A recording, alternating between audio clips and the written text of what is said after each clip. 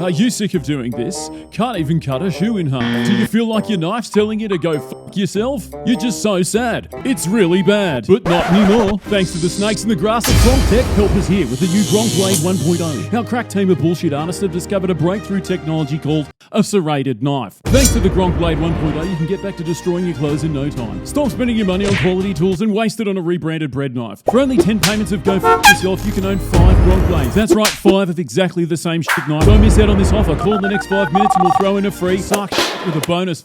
You. Gronk Blade 1.0. It's an absolute piece of shit.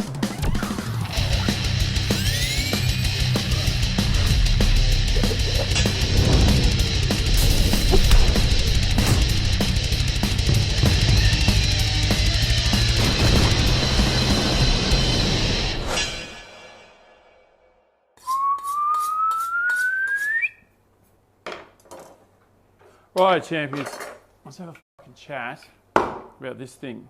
It's called a knife block, and usually it's full of blunt knives. Life is fucking tough enough without having to try and use a glorified spoon to chop your shit up. So let's fucking sort that shit out and sharpen the fucking thing. Now, while I do know how to sharpen a knife, at least I think so, I think I can learn to do it a bit better. To help us out with this shit today is a fucking professional in sharpening knives and making them. Please welcome Hendrik Max. Hey, Nat. So, Hendo, you're a knife maker? Is that the term? I make knives, and I've also been a chef for the last 15 years. So, shut up. Would you agree, however you sharpen a knife, someone's always got a better way of doing it? Yeah, I think you're right. What's the fucking reason for sharpening a knife? All we really want to do is get your knife back to being able to slice a tomato whenever you want. If you're having to do these ones, to do those ones, it's probably fucking too blunt. And you're at home fucking doing that. That shouldn't have fucking taken that long. That kind of cut It's actually kind of alright. Just pretend that it's really blunt. So what's wrong with this knife? Sharp knife is a safe knife. So let's get safe. What are the things we need to do this shit? Blunt knife, stone, water, a sturdy bench. Sounds pretty good. And a tea towel. Can I move this? It's my recorder holder. All right, so these are whetstones. We've got like really coarse to really fine. You know, someone cooking at home, we only need 2.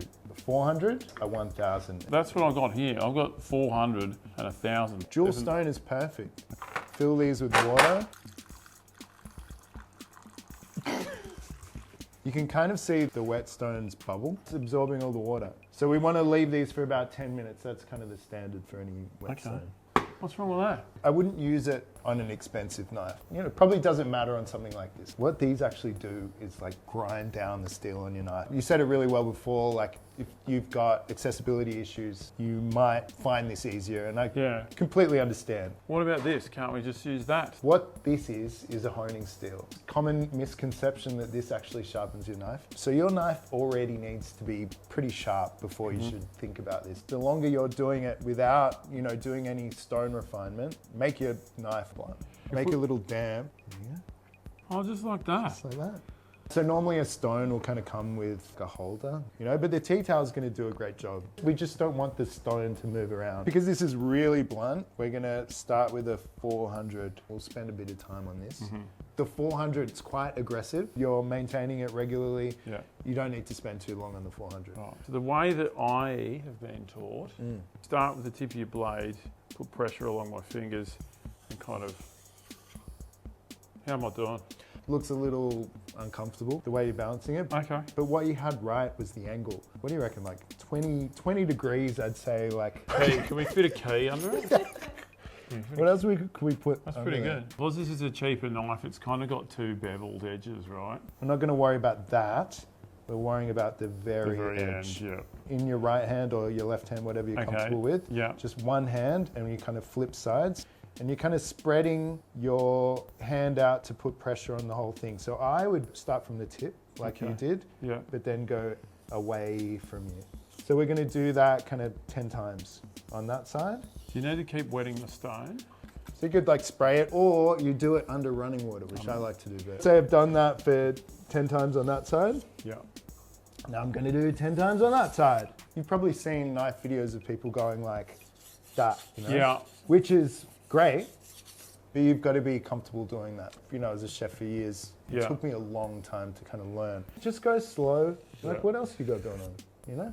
So 10 times that way, 10 times that way. Okay. And then gradually go down. So I'd go 9, then 8. What comes after 8? 7, 6. So it's 10 and 10, and then 9 and 9. 8 and 8, 7 and 7. What's all this shit coming off it? So this is kind of slurry, actually. I'll be rinsing that off. Nah, it's helpful. Okay. This knife has a weird fucking thing there. I don't know why.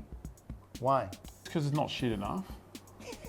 So if the knife's cheaper, you're going to be fucking doing this a bit longer. Definitely. These kind of mass-produced commercial knives, they're fine, right? They're really cheap. They've got these additives into the steel that make it like really hard, but that also means it's super hard to maintain. You'd hope the more you pay for a knife, the easier it's going to be to maintain and the sharper it's going to stay. When I was a young chef, I remember buying my first knife, like expensive knife. Thought, oh yeah, the massive, big fuck-off knife, that's the one I want. Like that.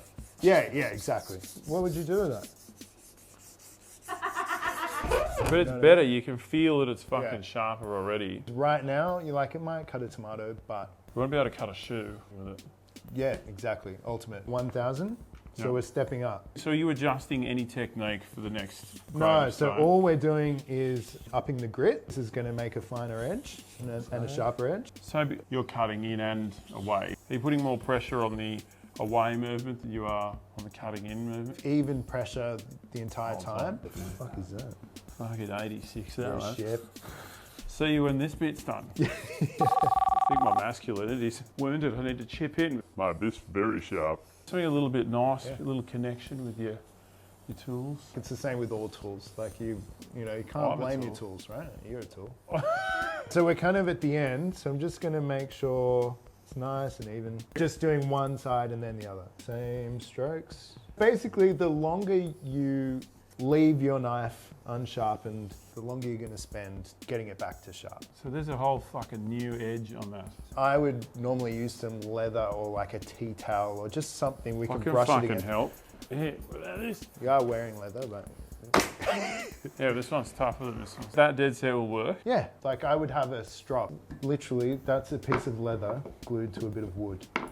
That, 1, 2, 3, 4. What? Let's go. That's the true test. Excuse me. So that's just on 1,000. Every bit after that, you're spending quarter of the time on each grit. Okay. I take my knives up to 8. But for most people, you'd be pretty fucking happy with that. I reckon we go the big flex. How good's that? What's a stone going to cost you? A dual one, like we were talking about before, good Japanese one, 60 to 100. Yeah. But that stone is going to last you and your knife for 10 Fucking years. ages, You know? yeah. Right. We still haven't covered this shit. Hang on. Now I spin around fucking carrying on. So when I'm using the steel, I cut in from the top down to the tip, handful of times, and usually that's enough. I've seen people going the other way. You're doing it the right direction. I think it's the same thing as the stone. You do it quite quickly because you're comfortable with it. It's all about pressure, same as the stone. Just slow, and you can make sure you're hitting every part of that edge, and you can make sure you're doing it evenly. So 4 times. After I've chopped onions and done a bit of cooking, after, before, whatever. As long as it's kind of regular, that's going to help maintain your edge. Well, finally, I suppose we should talk about how the fuck to look after your knives. I like this. It's actually a hardware tool magnet. I've wrapped gaffer tape around it so that the blade's not tapping the metal. Maybe 20 bucks. What do you reckon? As long as they're, the block's made for those actual knives, maybe you just want to put it in the drawer, wrapping it in a towel. Thank you, Hendrik, for coming along and showing a lovely presentation to the class today. Thanks for coming along. I'm just fucking with you. I love you. Nice man. Maybe we fucking wind all this up with like a Fruit Ninja kind of moment. Yeah. All right, let's cut some shit.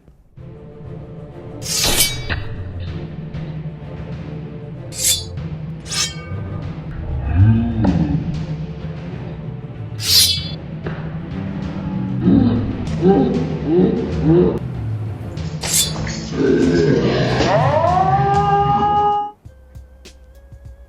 I do remember your name. That's not what I'm trying to remember.